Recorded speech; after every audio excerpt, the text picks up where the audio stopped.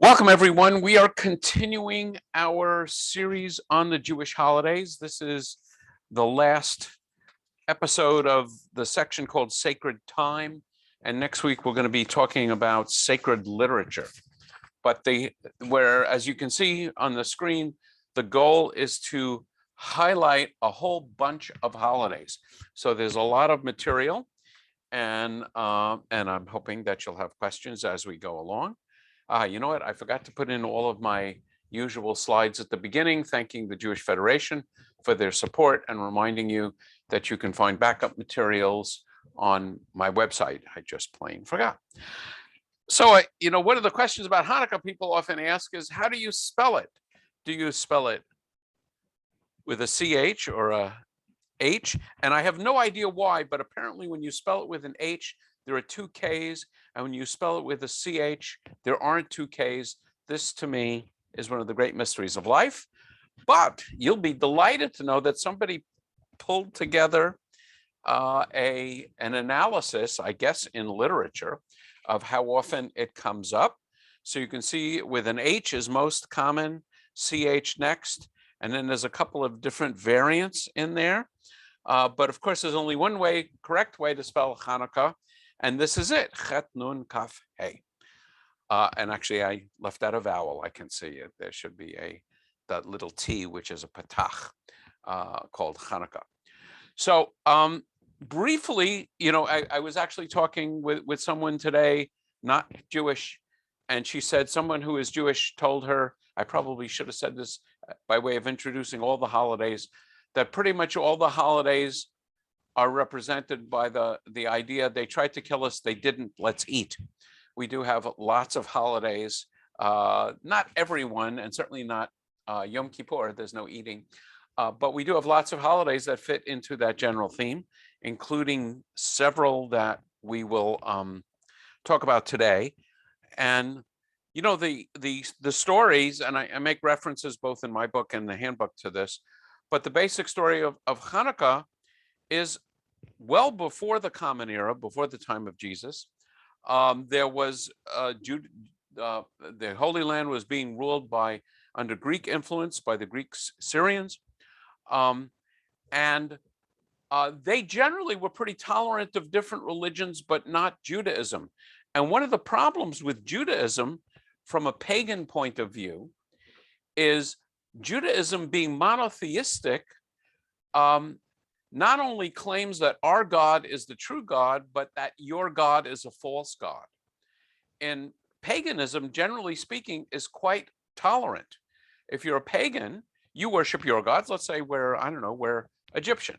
When in Egypt, we worship our gods. If I happen to go to Rome on business, I would worship Roman gods there, but I would never have the chutzpah to tell the Roman gods that their gods are false. But one of the elements you don't often associate these two words together, monotheism is inherently intolerant. Monotheism claims our God is God and your God is not. So there was a lot of suppression, and the temple was fouled. They put up statues of idols, Greek gods, in the temple, and slaughtered pigs in the temple. And basically a guerrilla uprising took place against these Greeks, and it prevailed. There's the whole story of Judah Maccabee, pretty complex, involved story of a smaller group that overwhelmed a larger group, and then once the temple was back in Jewish hands, of course, they wanted to cleanse it and rededicate it. And so the word Chanukah means dedication. That's one of the interesting things. You want to have a little trivia routine with some of your friends. Ask them what is the literal definition of the word Chanukah. Chanukah means dedication, referring to the rededication of the temple. I'll say more about that in a minute.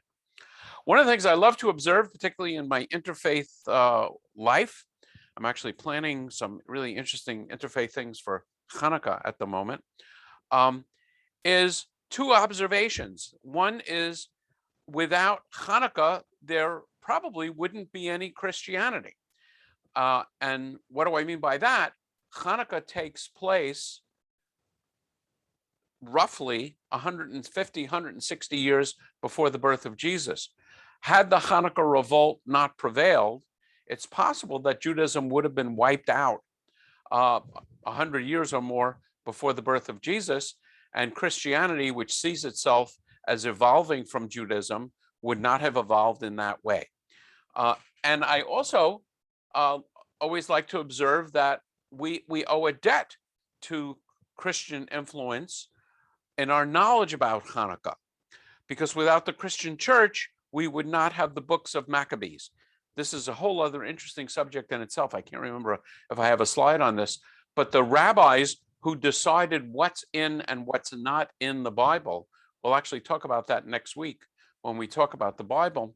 When the rabbis who were deciding what's in and what's not in the Bible got to the books of Maccabees, these were Jewish books widely in circulation, and actually among the Jewish books that were translated into Greek in a translation called the Septuagint, which was created about 200 BCE, the rabbis, sometime around the year 90, so we're talking almost 300 years later, decided not to include the books of Maccabees in the Hebrew Bible.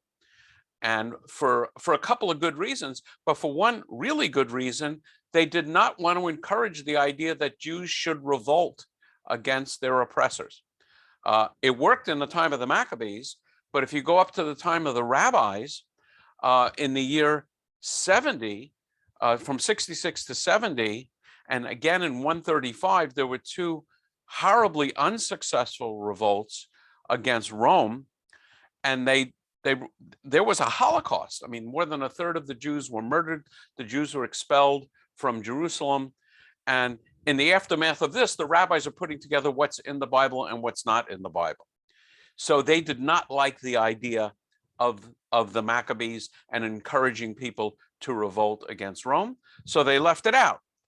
The church never got the memo about what was in the Hebrew Bible and what was not in the Hebrew Bible. They were working with a Greek translation, again, about 200 BCE, and the books of Maccabees were in that Greek translation. So the church preserved it.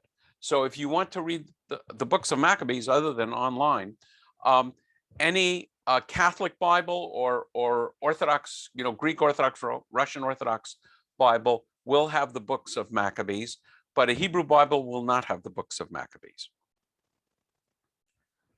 The basic celebration of the book of Maccabees celebrates a miracle, the miracle of oil lasting extra days. But first, Bryce has a question or a comment. Well, I also wanted to mention that there's also an Ethiopian Torah, not Torah, but probably Bible. Bible, and it also contains a different version of the Maccabees written from a different voice, a different place. So there's a number of different Maccabee stories. Yeah. So chances are the Ethiopian version begins with the Greek and then gets translated into their own tradition. There is an Ethiopian Jewish holiday that takes place around the same time, which I'm just learning about on the internet. I was not aware of it. The Ethiopians are a really interesting group of Jews because they separated from mainline Judaism before the Talmud.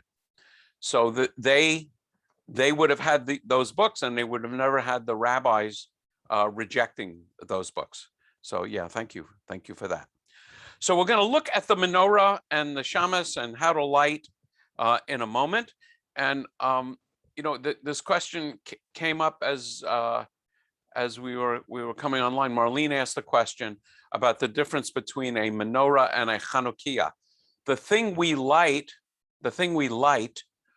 on Chanukah is a particular type of menorah. The Hebrew word menorah is a generic term for candelabra.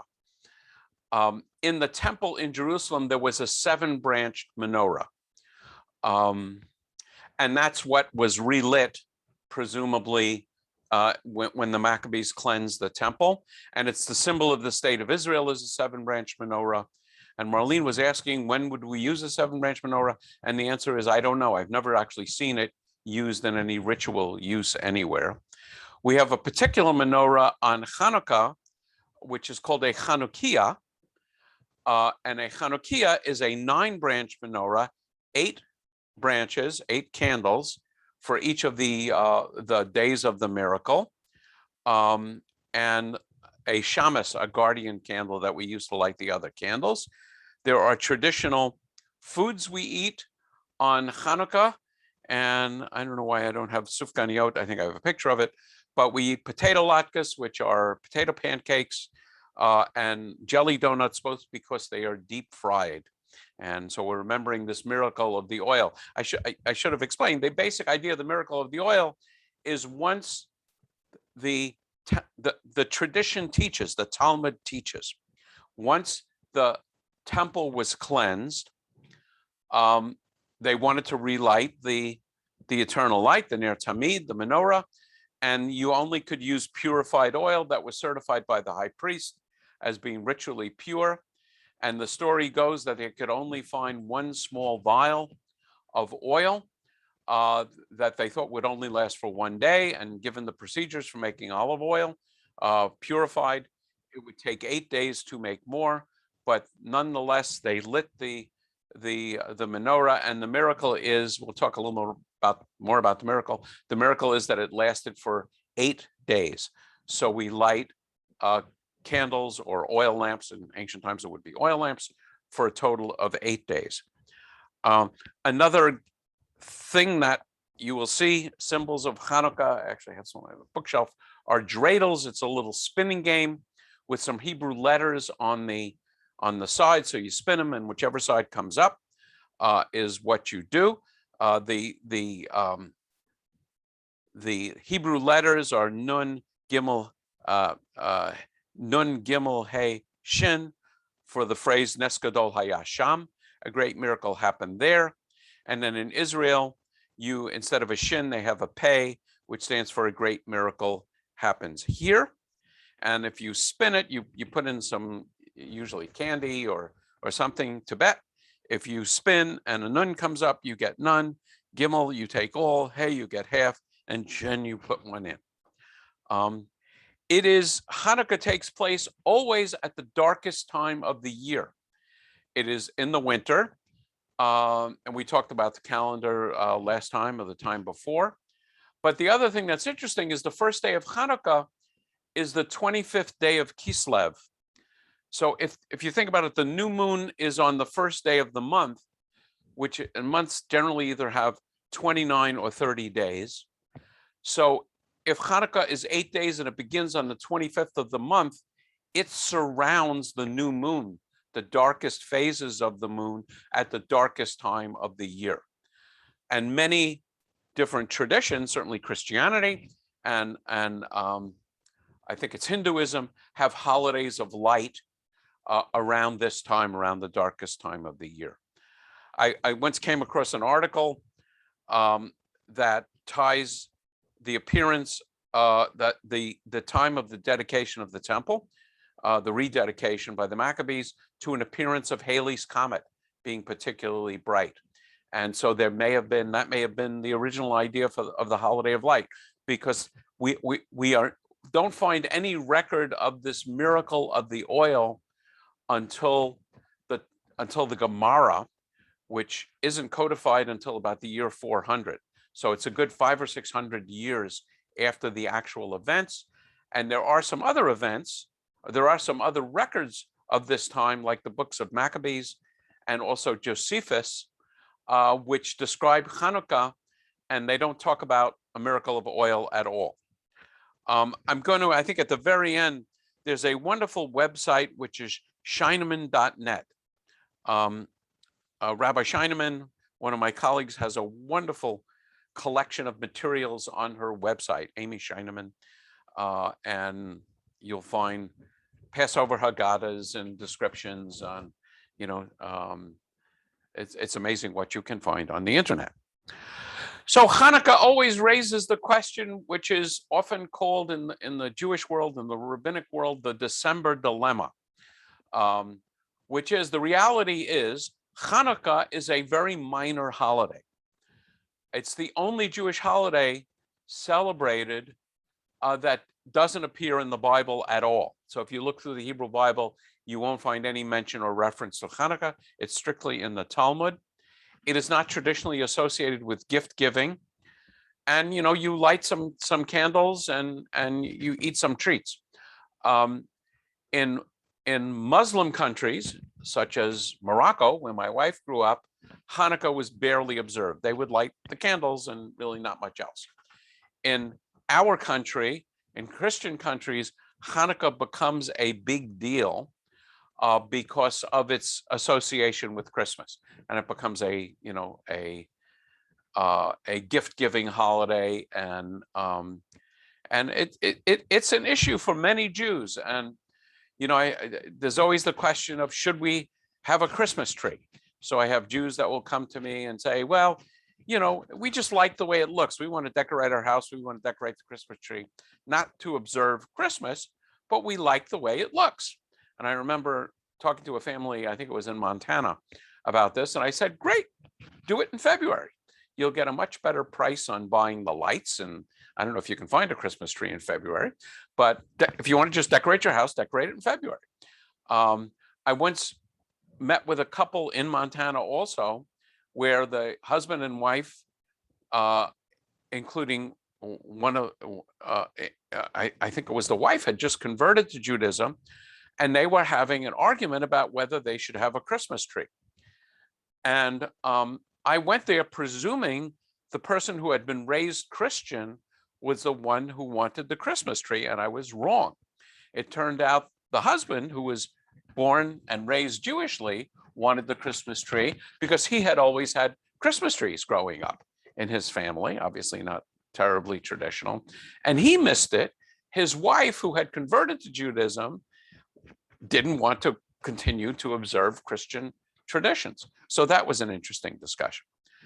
So although it's a pretty minor holiday, I'd love to point out that there are some very deep meanings to Hanukkah. And this I owe to one of my teachers, Mordechai Finley. One is that you have enough. The two elements of the Hanukkah observance is the triumph of the few, namely the Judah Maccabee and the guerrillas, over the much larger and better armed Syrian army. But because they had, they were fighting for their religion, for their nation, although they were terribly outnumbered, they had enough.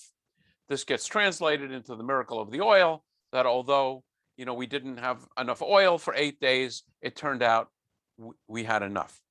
So I often highlight this to people or think about it in my own life when I think I don't have enough money, I don't have enough patience, I don't have enough time, I don't have enough, you name it. The answer is, it's a matter of perspective.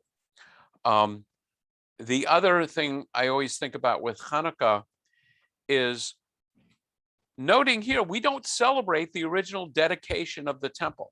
There were two temples in Jewish tradition, first temple, second temple.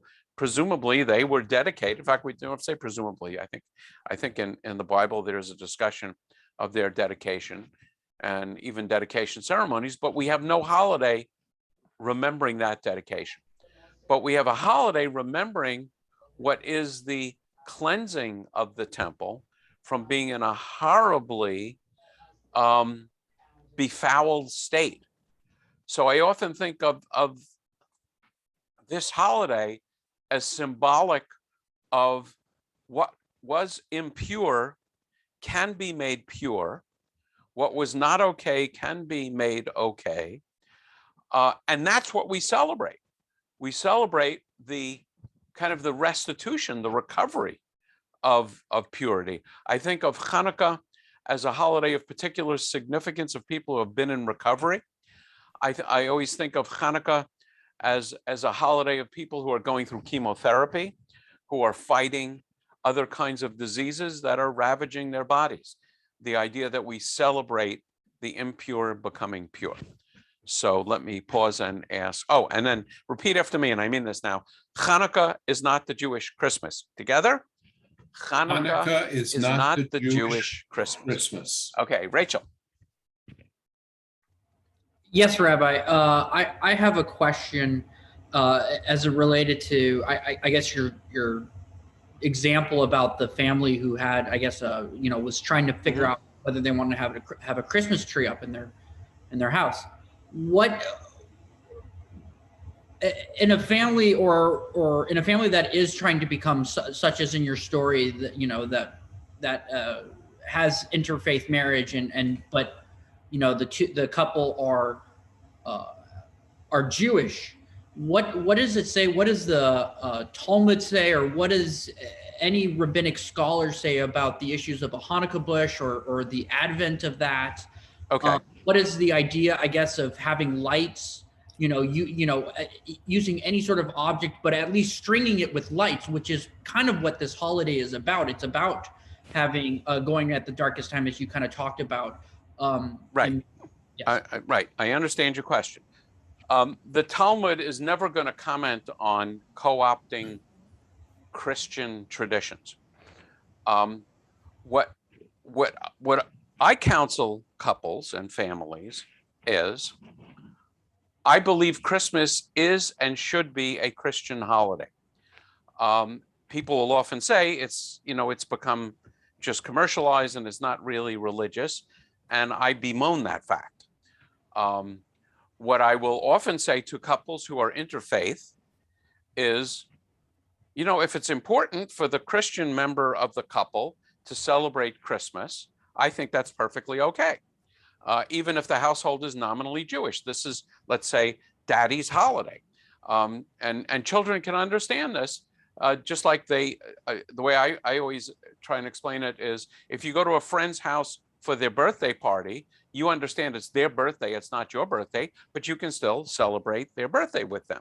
So if daddy is celebrating Christmas, you can celebrate Christmas with daddy and grandma and grandpa and that side of the family. But I would say the idea of stringing lights is copying what has become a Christian observance of Hanukkah. I would say anything going beyond a Hanukiah and dreidels and things is not a Jewish observance of Hanukkah. There is no such thing as a Hanukkah bush. Now, I must admit my own history with this is influenced by what happened to my older brother. My older brother was born on Christmas Day. And so when his first birthday came around, my parents, who were very Jewish but not particularly observant, decided to get a little Christmas tree, and they called it a Hanukkah bush. And everybody in the family got sick. And that was the last Hanukkah bush in the Lotker family. But my bottom line is, I want people to embrace and dig deeper into their religion and not to necessarily try and make our religions look like other people's religions.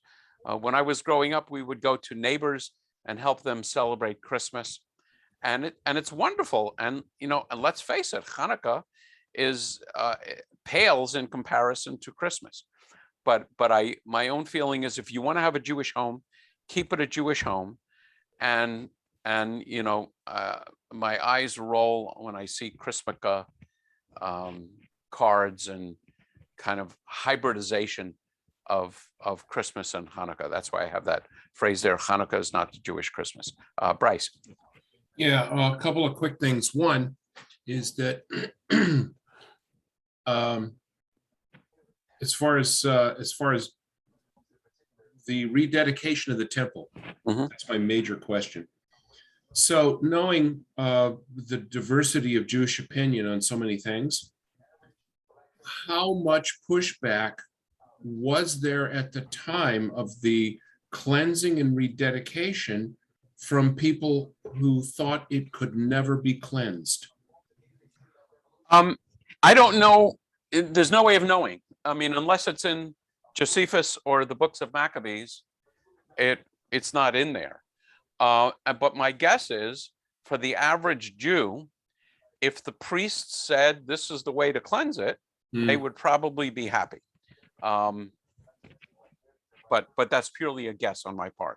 One of the interesting things is there's lots of great historical questions that we simply don't know the answer to. I will, at the risk of going off on a huge tangent, we have a lot of holidays to cover. It appears as though what was really going on in these times was a desire to celebrate Sukkot. We're going to talk about Sukkot in a few minutes. Sukkot is actually the only other 8-day holiday in Jewish tradition. And Sukkot was important because that's when prayers for rain start. And as we'll see, those are the most important prayers of the year. So probably there was an anxiety among the Jewish people that we couldn't celebrate Sukkot. And remember, at the temple, you celebrate Sukkot with water ceremonies and so on. It's not just building a sukkah as we do in the temple being destroyed. So that we actually see in both Josephus and Maccabees, that there was anxiety about celebrating Sukkot. So my guess is they were thrilled that we could once again celebrate Sukkot and invoke prayers for rain. But that is a guess on my part. So very good question. Yeah, and the other one that I just wanted to mention quickly is most Christians don't understand what they're actually celebrating with Christmas anyway. Most of it is pagan Roman stuff. Yeah, so I would say that's true of most religions. The origins of different practices are often vestiges of previous religions, and it's true in Judaism. And the answer is people like to celebrate. And I'm okay with that. And it's one of the reasons why I'm in favor of lots of religions, because people need more than just 7 commandments and leave the Jews alone. People want to have songs and holidays and foods and so on. Okay, let me continue. So just a couple of terms for a Hanukkah. The word Hanukkah, as I mentioned, means dedication. And in fact, when you put a mezuzah on your home, it's called Chanukat Habayit, the dedication of a home. A Hanukiah is a 9-branched menorah. I mentioned that. I mentioned the dreidel. Dreidel is a Yiddish word. The Hebrew word is sivivon, comes from the Hebrew word to turn. Gelt is a Yiddish word. It means money, and giving, particularly chocolate coins, has become traditional Hanukkah observance. And a potato latke has nothing to do with my last name. It's a potato pancake, and in Hebrew levivah. The menorah I mentioned, candelabra. Ner tamid means a continual light. Some people translate tamid as eternal. It really means continuous. And then I talked about Neskadol Hayasham and Sufganiyot, a jelly donut. And so here's a couple of slides on how to light a Hanukkah menorah. So as you're facing it, on the first night, the first candle goes all the way to the right. And on the second night, you add a second candle until you get 8 candles on the last night. But you light them in reverse order. You light the newest candle first. So you light from left to right. You load it from right to left. You light it from left to right. If you make a mistake, it's not a problem. I just want you to know. And some images. Here's dreidels and the Hanukiah with the 9 candles, and some Hanukkah gelts, potato latkes, and jelly donuts. Okay, moving on to Purim. Purim is another story. They tried to kill us. They didn't. Let's eat. It's the story of the book of Esther. The book of Esther is definitely part of our Bible. And it's the story of the Jewish experience. I would say there's controversy. I don't know what the preponderance of scholarly opinion is as to whether this story ever actually happened. But a story of Jews living in Persia and Jews being so successfully assimilated that a Jewish woman could become queen, and a Jewish man, Mordechai, could become a respected advisor to the king. We've got good guys and bad guys. Haman's a good guy. Ahasuerus is the king, something of a fool. And the heroes are Mordechai and Esther. And there's a summary in my book. It's sort of interesting that in the book of Purim, God is not mentioned. And one of the other meanings of the word Esther means hidden. So God is hidden. We see God's role in the book, but God is acting through Esther. Mordecai tells Esther, maybe this is the reason God put you in Ahasuerus' court as his wife to save your people. The word Purim comes from a word meaning lots, or like drawing straws. To Haman used that to pick the day of Jews' execution. And in non-Christian lands, Purim is the big children's holiday. It's a mix of, it's traditionally a gift-giving holiday, and it's also a dress-up holiday. So you'll have Purim parades, and this is true even here, the dress-up part and the gifts, not as big as Hanukkah, I would say, in this country, but in Jews of Muslim lands, it is the big children's holiday. So some of the customs are dressing in costumes, reading the Megillah. You've probably heard the phrase, maybe you have, maybe you haven't, the whole Megillah.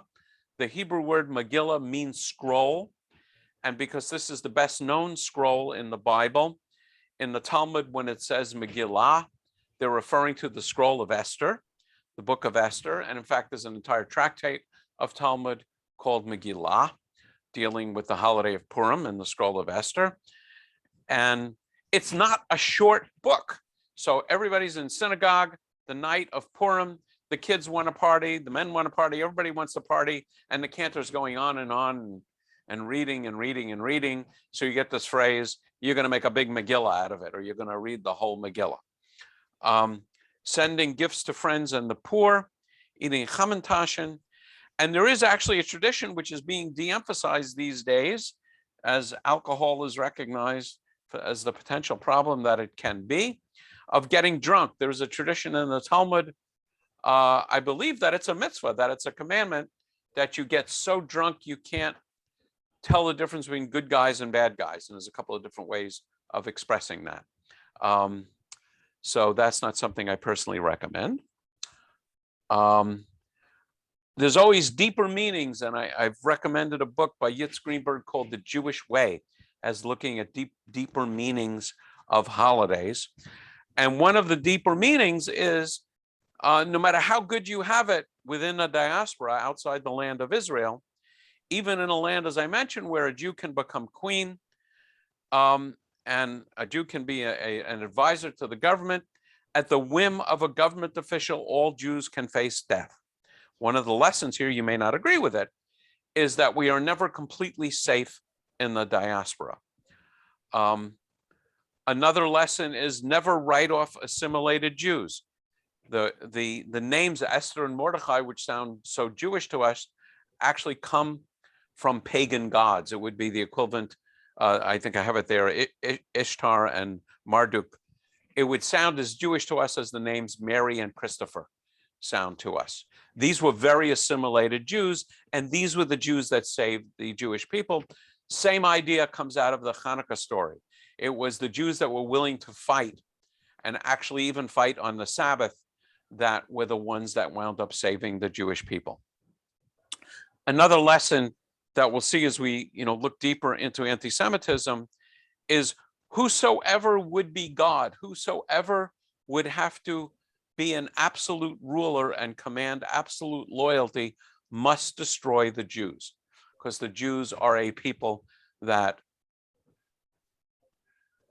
must maintain our loyalty to God. We do not have the right to remain silent in that regard. And the story of Esther, it's a long, involved story. It's a comedy. There's ups and downs, and there's drinking parties. I think there's 10 drinking parties.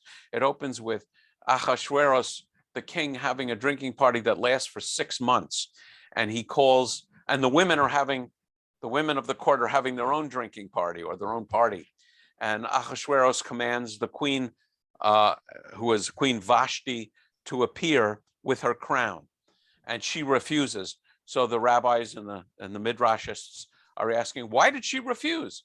So they read the text carefully, and it says he commanded her to appear with her crown, and they presume that the implication was that she should wear the crown and nothing else. So she becomes a prototype of heroine for Jewish feminists, who is willing to stand up to the king. Esther is incredibly intelligent and conniving. I mean, Purim is a great, there's so many deep lessons in there when you read the story really, really carefully. So just some terms associated with Purim. A grager, actually I meant to just bring the, I have gragers, on my shelf there, but it's a noisemaker. And the tradition is when you hear Haman's name or Achashverosh's name, you make noise to drown out their name. And then that's a Yiddish word. The Hebrew word is ra'ashan. Chamintashen is a three-cornered pastry, variously attributed to Haman's ears, Haman's pockets, and other things which are too involved to raise at this brief discussion.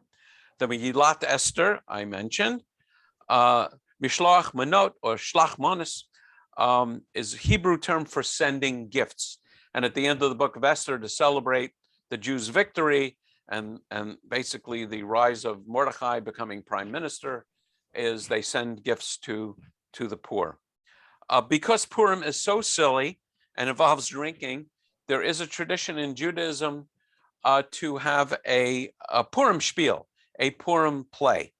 And the sillier, the better. And you will often see very serious rabbis and others dressing up in ridiculous costumes and putting on shows, something that is a lot of fun.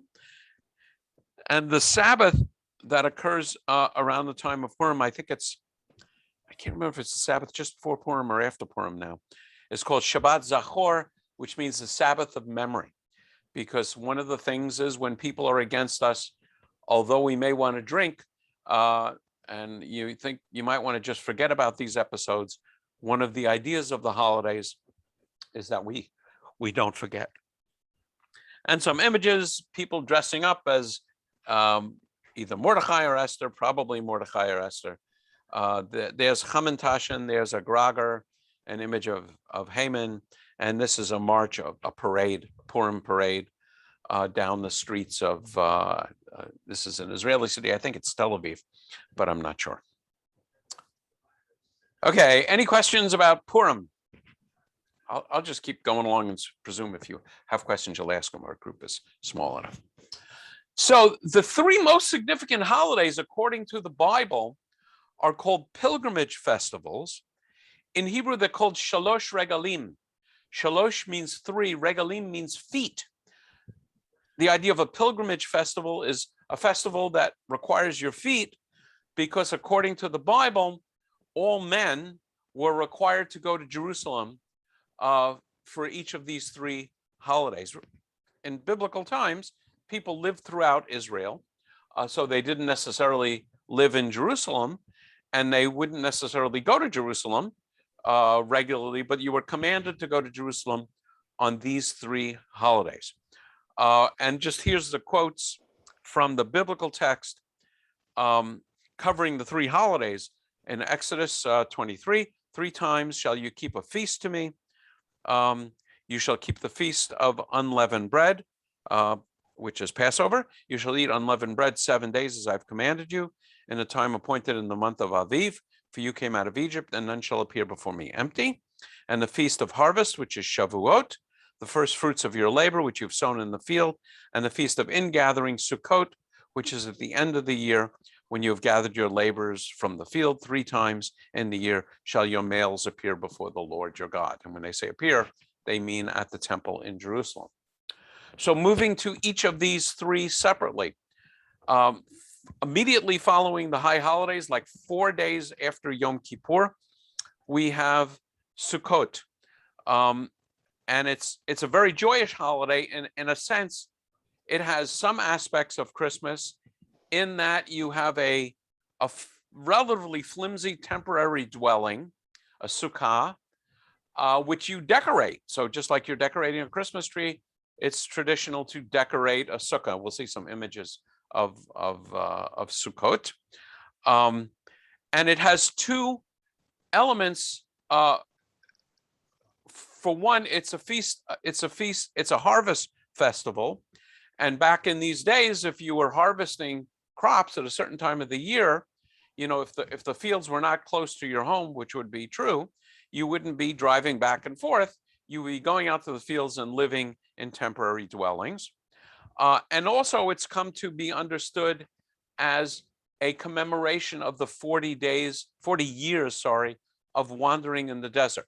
And it comes exactly 6 months to the day after Passover. We'll see. Of course, Passover is the holiday commemorating liberation from Egypt, liberation from bondage. In that sense, Sukkot is the holiday which commemorates the process of freedom, that it just doesn't happen overnight. It actually took 40 years.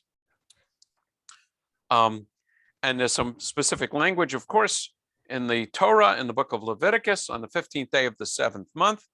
When you've gathered the fruit of the land, you shall keep a feast to the Lord 7 days. On the first day shall be a Sabbath, and the 8th day shall be a Sabbath. But that doesn't mean Saturday. It means a day of rest. So certain rules concerning work are observed on the first day and the 8th day. And you shall take on the first day the boughs of goodly trees. This has been come to be understood as an etrog. I'll show you that in a minute. Branches of palm tree, lulav, and boughs of thick trees, chadasim and willows, aravot of the brook, and you shall rejoice before the Lord 7 days. And there's a tradition of shaking these. I'll be showing that in a minute.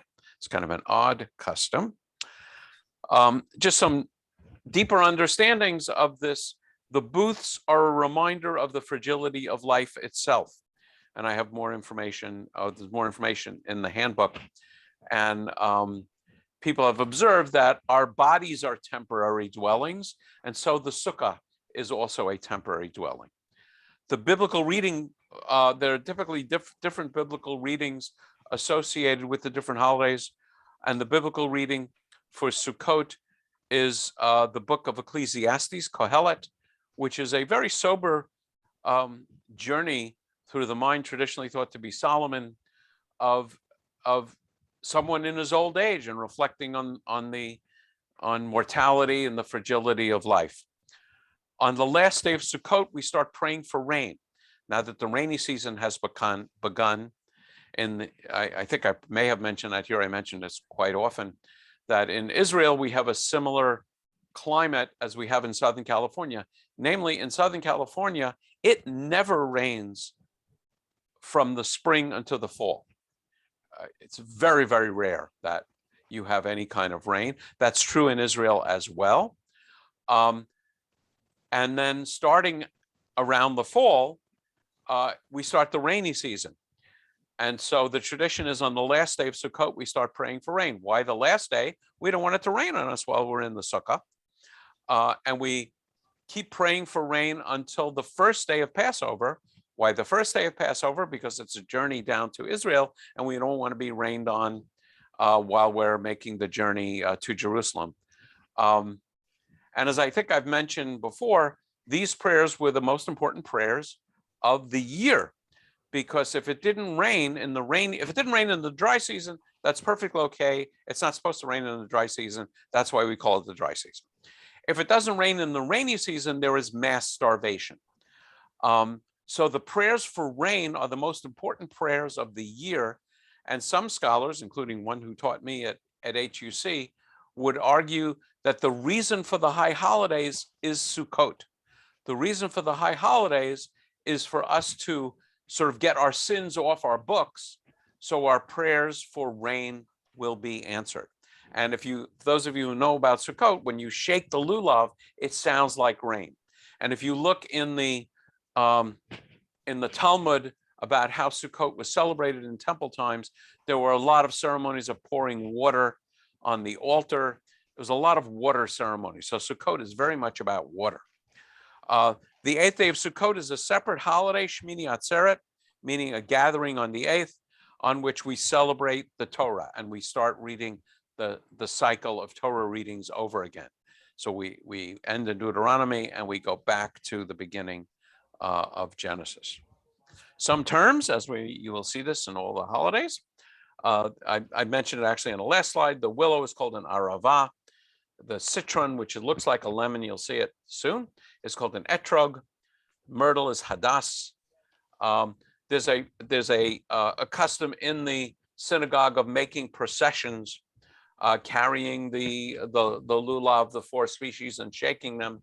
And these are called hakafa, singular, hakafot, plural. When you bring all 4 species together, they collectively are called a lulav. A sukkah means a small shelter. It literally means a tabernacle, but most people think of tabernacles as a grand building, and we can thank the Mormons for that, making a beautiful building, which I have been in, where the choir sings, the Mormon tabernacle. But the word tabernacle in English means a sukkah. It means a small hut. And one thing I didn't know, our first year in rabbinical school, one of the classes we take is a class called terms.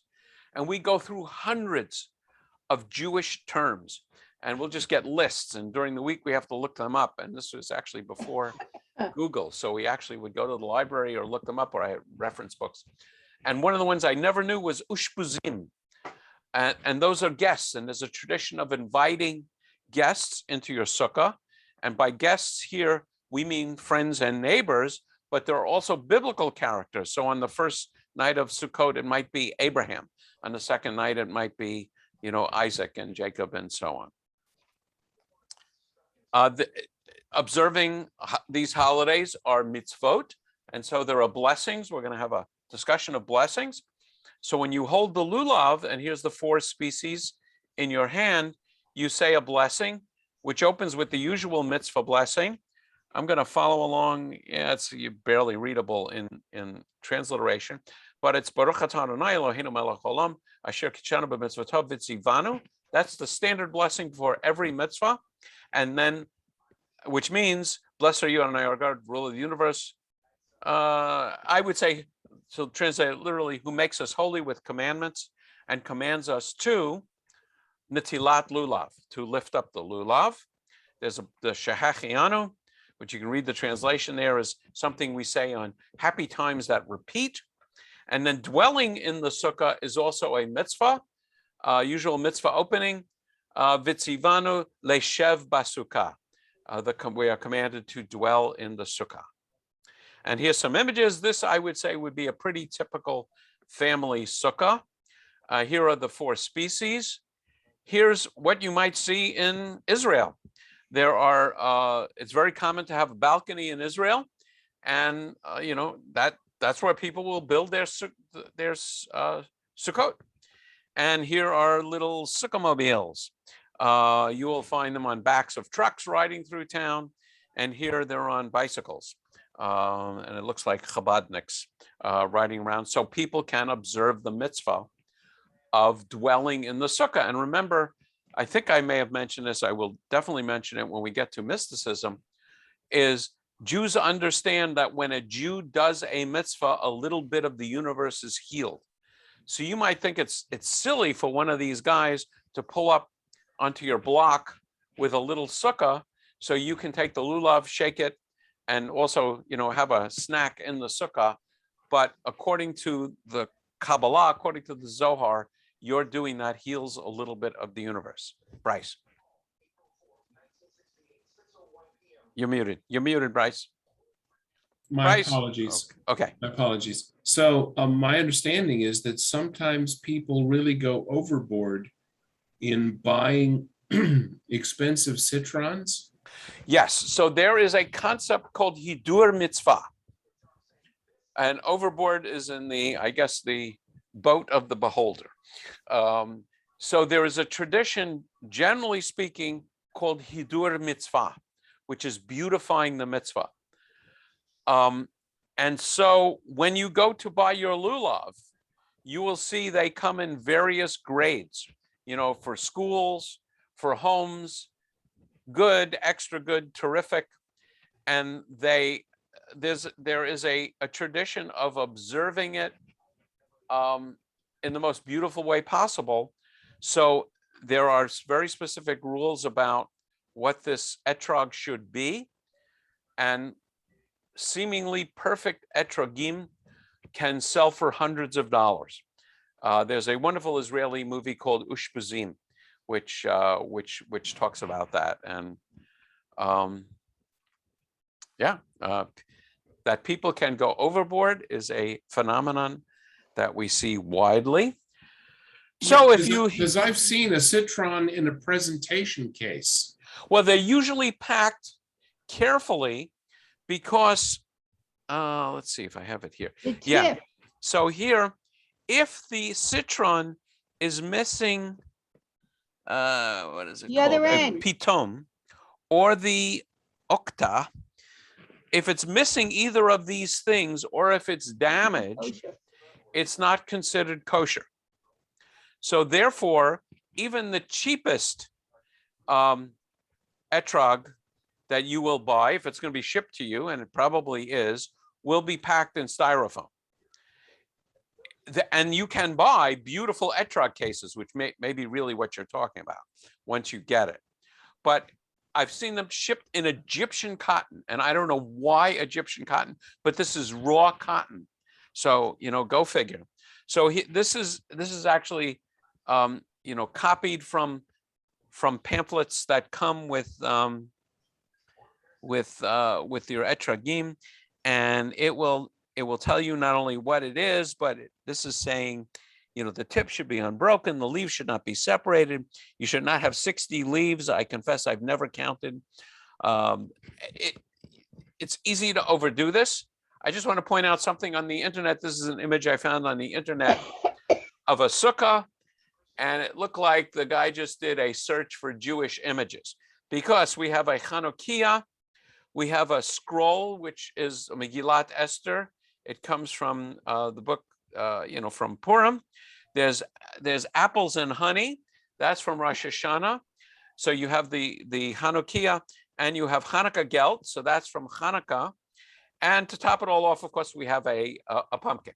So other than that, it's a very, very traditional sukkah.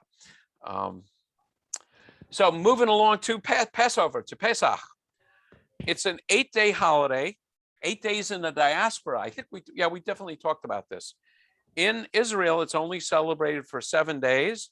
I refer you back to the discussion of why certain holidays get an extra day.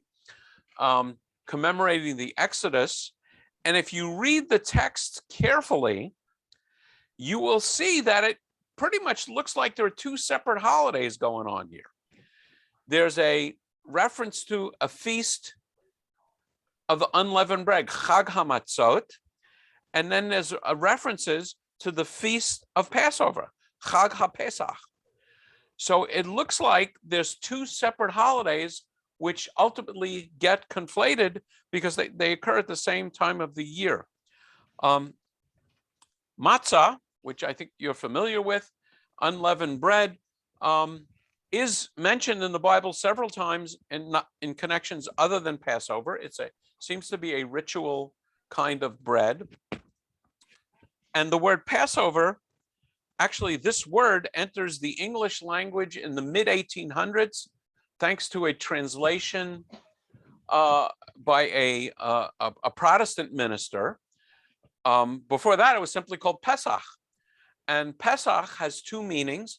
It won't surprise those of you who reflect on Hebrew with me that it has two meanings. The word Pesach refers to the paschal lamb, the lamb that is sacrificed for the holiday of Passover, in biblical times, not in current times. And it also, there's also a verb, Pesach, which means to pass over. And we read about that in connection with this story. So the holiday becomes Passover. By the way, any of you out there Spanish speakers and know how we say Easter in Spanish? Anybody? No. It's Pascua. Jane, is that what you were going to? So No, I had a different, when you finish that. okay, yeah, so it's Pascua. So in the Romance languages, Easter is very much related to Passover.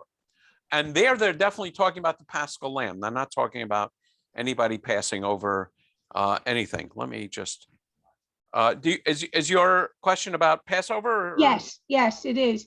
Okay, why don't you ask? Am I correct that that there's also something about waving a chicken around for Passover, that you see it a dead, I don't know if it's a live chicken that becomes Yes, yes. dead or. Yes. Oh, I don't know why, but I'm thinking that's more associated with Yom Kippur, since I've never I waved don't, chicken. I don't remember. That's why I thought Yeah, it was so- Passover. Yeah, so I'm pretty sure it's more associated with Yom Kippur, just before Yom Kippur. And the idea is to transfer the sins onto the chicken. And it's sort of a remembrance of this idea of the scapegoat. And the word scapegoat comes from the Hebrew Bible. There are two goats associated with the temple service. I'm just going to try and take a quick look at the chat. Is it allowed?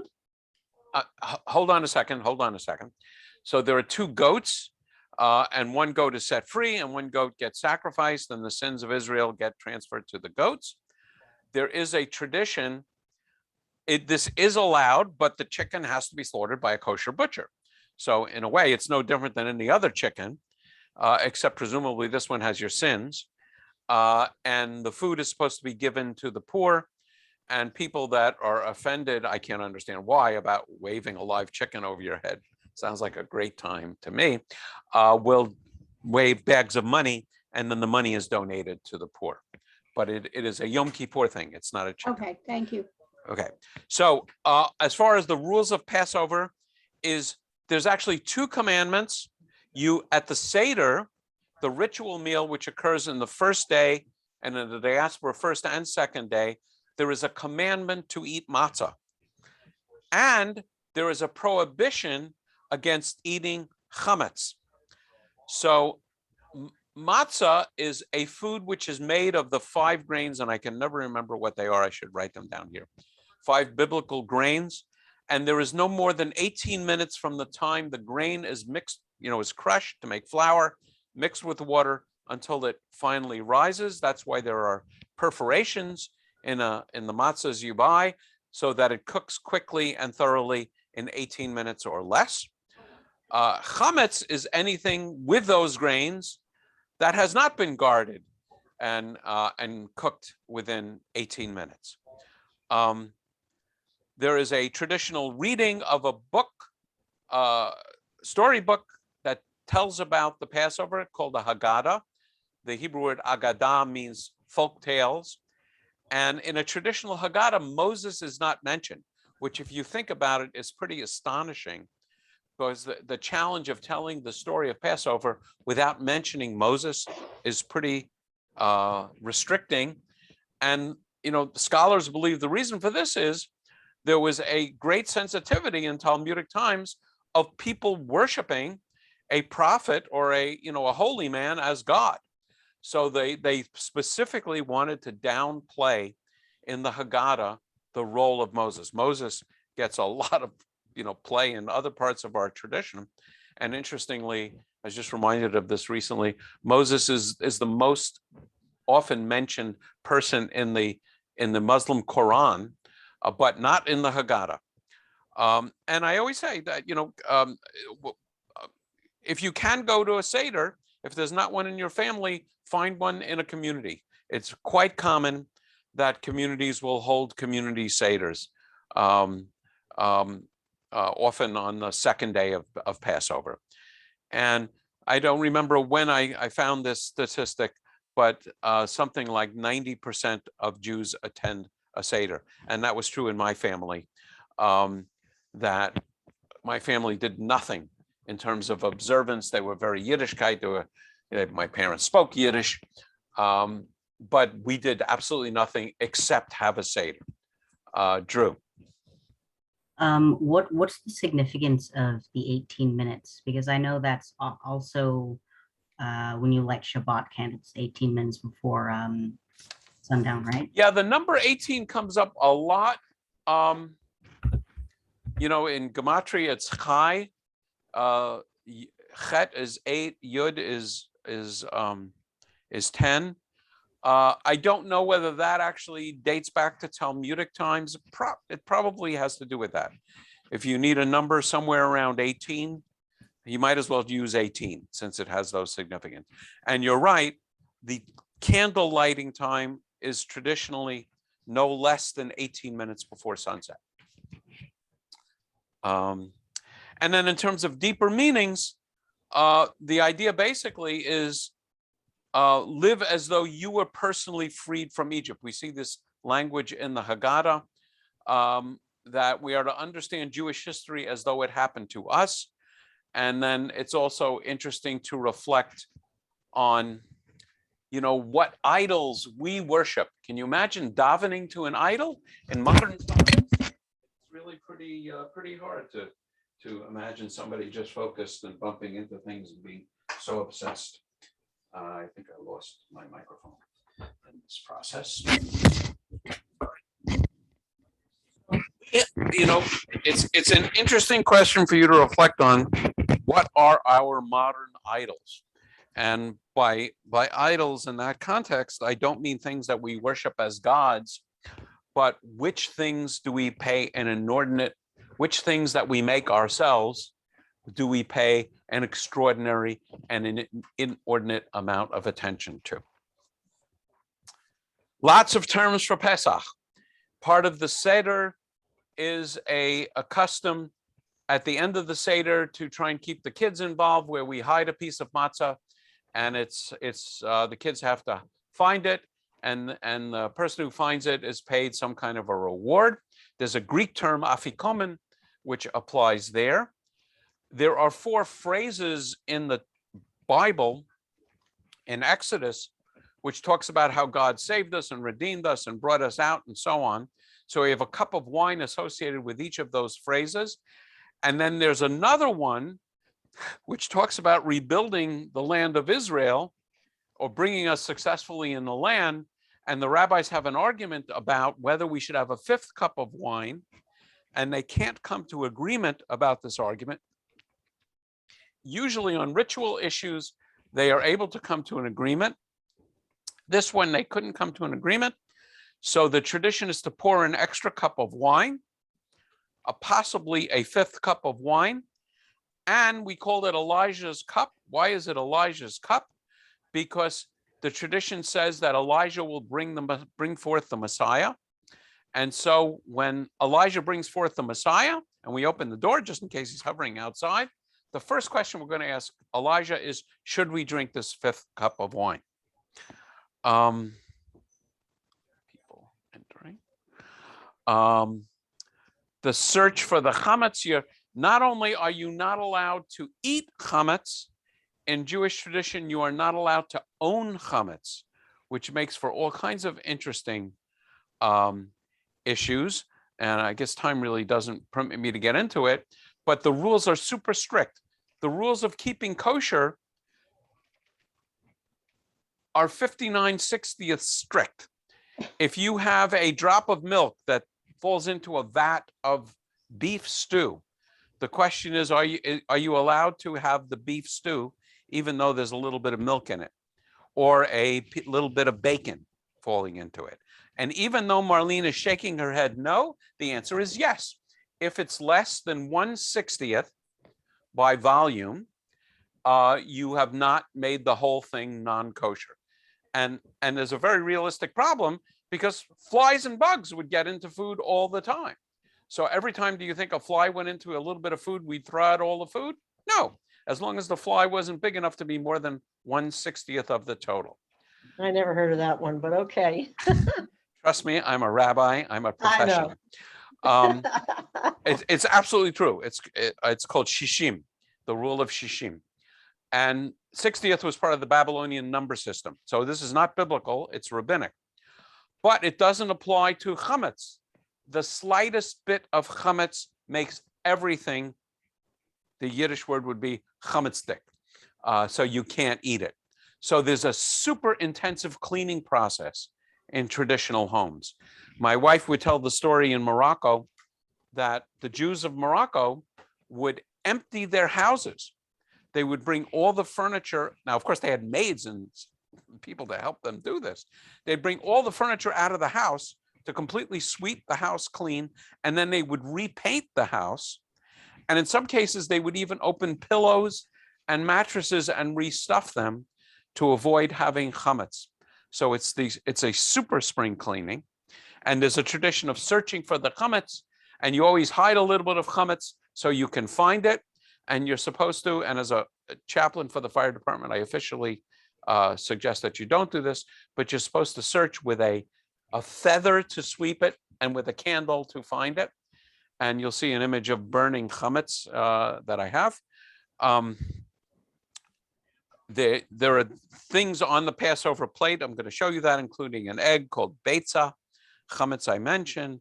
Charoset is chopped nuts and wine and apples, and it comes from the same root word as bricks or mortar, to remind us of making bricks and mortar in Egypt. Dayenu is a song we sing a lot, and it means it would be enough for us. So there's a list of things that we say, if God had done this and no more, that would have been enough. But God went on and did more. I mentioned the word Haggadah. Karpas is a green vegetable reminding us of springtime. Kos Eliyahu is Elijah's cup. Makot are the plagues. We remember the 10 plagues, and we take a little bit of wine out of a cup for each of the plagues, because a full cup of wine is symbolic of happiness. So we reduce our happiness, remembering that people suffered. Egyptians suffered under the plagues. Ma'ot chitim is literally money for wheat. There's a tradition of giving charity to poor people so they can celebrate Passover. Maror is bitter herbs, reminding another traditional food, reminding us of the bitterness of slavery. Pesach either means Paschal lamb or Passover. The Seder is the ritual meal. There's a Sabbath just before Pesach called Shabbat Haggadah, and traditionally that was the only Sabbath that a rabbi gave a sermon on. And the subject of the sermon was always on what's kosher and what's not kosher for Passover. And Zeroah is a shank bone, also on the Seder plate. So here's a Seder plate with the ritual meals. Here's a Haggadah, Manischewitz matzah, and here is, I believe that's President Obama having a Seder in the White House. More images for Passover. This is a ritual burning of chametz. So what do you do if you own chametz? Some of you will kind of like this. Many of you will hate this idea. What you do is you sell the chametz to a non-Jew. So usually this is done through a rabbi. So let's say I'm the chief rabbi of Camarillo, and remember, you can't own chametz.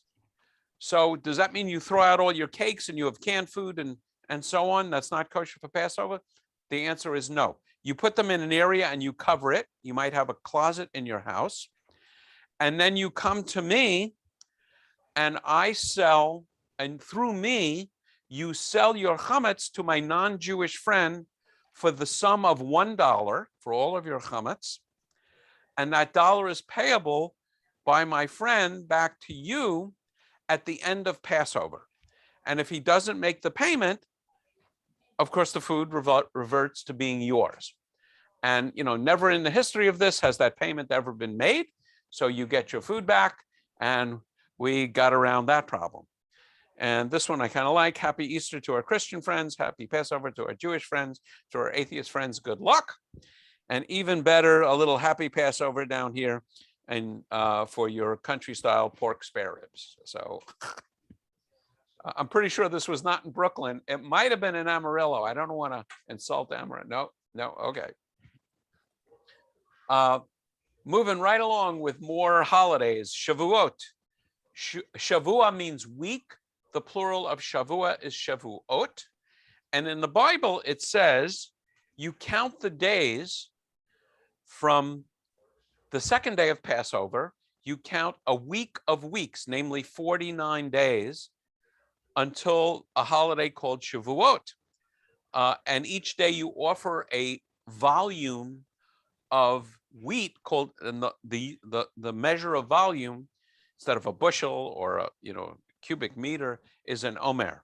So we have a tradition called counting the omer, and there's all kinds of interesting mystical and Kabbalistic insights into counting it. Shavuot goes by other names. It's sometimes called the Festival of the First Fruits, Chag HaBikurim, and a harvest festival, Chag HaKatzir. discussed in our handbook. And typically, a lot of these holidays were agricultural as they're described in the Bible.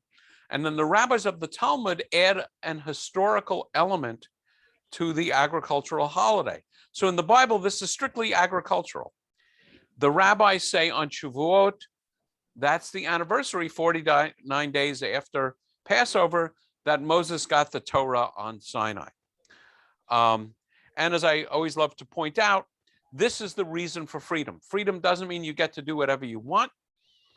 Every time Moses tells Pharaoh, quoting God, saying, "Let my people go," Moses adds the reason for the freedom, namely to worship God. So Shavuot celebrates the reason for freedom, receiving the Torah at Sinai. And what exactly happened at Sinai is the key question for Jews. If you subscribe to the belief of traditional Jews, Orthodox Jews, then God literally dictated the Torah to Moses, who dutifully wrote it down word for word, typos and strange things all included. And then the different Jews and different Jewish movements have different perspectives on what happened at Sinai. But again, looking at this a little bit deeper, one of the key elements of Shavuot and the idea of giving of Torah is a strange idea associated with God and with a deity, namely God entering into a covenantal relationship with Jews and Judaism. Namely that not only we have obligations to a God who dictates laws, but God has obligations to us. It's a celebration of harvest. We traditionally read the book of Ruth, which has themes of both faith and a story of harvest. There's a wonderful tradition of Siyum Leil Shavuot, which literally means, from mystic times, it's not a terribly old tradition, maybe a couple of 100 years old, of staying up all night to study material, study Torah, Bible, Midrash, Mishnah, Zohar. And it's a reflection of the fact that the people were supposed to fast and purify themselves, I think, for 3 days before receiving Torah in ancient times. So we duplicate that a little bit by staying up all night to purify ourselves before the morning of Shavuot. There is a tradition which starts in the Reform movement and has trickled into the conservative movement called confirmation, rather than bar bat mitzvah. Bar bat mitzvah, I think, as you know, is 13 years for a boy, 12 years for a girl. In the reformers, who in many ways were consciously imitating Protestant Christianity, also copied the idea of confirmation, where you have typically kids 15 or 16 celebrating as a group together, and quite often that takes place on Shavuot. And there is the tradition of reading the Aseret HaDibrot, which in Hebrew is what we call the 10 Commandments, but they're the 10 utterances, because there's a lot more than 10 commandments in the Torah, and there's even more than 10 commandments in this reciting. Just to give you one example, in the commandment about the Sabbath, there's a commandment to rest on the Sabbath that we're familiar with, but there's also a commandment to work on the other 6 days. So even in the 10 commandments, we have more than 10. And some terms for Shavuot. Aseret HaDibrot, I just mentioned. Blintzes are traditional. It's traditional to eat dairy. There's mystical reasons for this, which I don't remember off the top of my head. It has to do with gematria for milk and gematria for Torah. Gematria is a numerical value. I mentioned commandment. Mitzvah means commandment. Revelation at Sinai. Shavuot, weeks. And I mentioned the tikkun. So here's some images for Shavuot: the wheat harvest, cheesecake. Basically, dairy foods are traditional. And this is the Megillat Ruth, the scroll of Ruth. This is an image of what Sinai might have looked like back in those days. This is an image of what the mountain traditionally connected with Mount Sinai looks like today. I actually climbed this mountain. Don't ask me why, but there's a tradition of going up on the mountain for a sunrise service, which means your tour guide picks you up at about 1:30 in the morning. And we get to the foot of the mountain by camel, which was kind of fun. And then we climb a pretty rugged path, which kind of looks like this to get up to the top. I've actually led a couple of tours to Israel in May, including being there on Shavuot. So I encouraged my people on my tour to stay up all night with me to go to Hebrew Union College, where we had an all-night Torah study. And to my shock, if not surprise, no one took me up on this. I also invited people to meet me, like at 5:30 in the morning in the lobby of the hotel, so we could walk down to the Western Wall as the sun comes up. And equally shockingly, no one showed up to come with me. But this is what it looks like, and it's pretty amazing. This is the Western Wall Plaza, which you've probably seen pictures of if you haven't been there. And it's packed. It's hard to get close. And it's not so easy to see, but on this side, this is the men's side. There's a sea of prayer shawls, of talitot. So it's pretty powerful. Okay, we're actually getting toward the end of the discussion tonight. These slides I've used before. So I again recommend Rabbi Amy Scheineman's website. And there it is. I should have put that in my little email to you. And then I now am taking all of these reading assignments. Typically in my book, it's pretty simple. In the handbook, there's a lot of different materials. You don't have to scribble this down because I'm going to be sending the reading assignments out with my notification. So I am going to end the slideshow and stop sharing.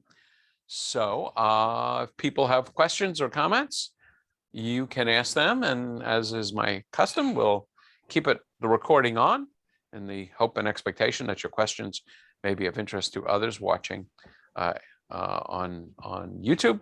And then What about Tu B'Shvat? Tu B'Shvat is one of the new years. So there's a bunch of minor holidays, even more minor holidays. Tu B'Shvat is the new year for trees. It's not in the Bible, so it's in the Mishnah, and it's a holiday celebrating trees, and there are some mystical observances of a Tu B'Shvat Seder. It's come to be sort of an eco holiday, an environmental holiday, and there's a bunch of other minor. I'm sorry. Tisha B'Av. Tisha B'Av commemorates the destructions of both temples and also other disasters in Jewish history. It is a fast day. There's also the fast of Gedalia. There's a whole bunch of minor fast days right before Purim. There is the fast of Esther because Queen Esther asked the Jews to fast before she went to see her husband to beg for the lives of the Jewish people. Right before Passover, firstborn males are supposed to fast. These are daytime fasts. Most of these minor fasts are not 24-hour fasts. They're like the way Muslims observe Ramadan, they're sun up to sunset fast. And there are ways of getting around the fast is if you have a brief study session, then you have to have a meal after the study session. And that apparently overrides the custom of fasting. And you never fast on the Sabbath. So yeah, and then there's other days like Lag BaOmer, which is the 33rd day of the counting of the Omer. And there's rules about what you can do and can't do on the Omer, and they're suspended on Lag BaOmer. So there's all kinds of celebrations. So there's a lot else going on, but the goal of this introductory class was to hit the high points.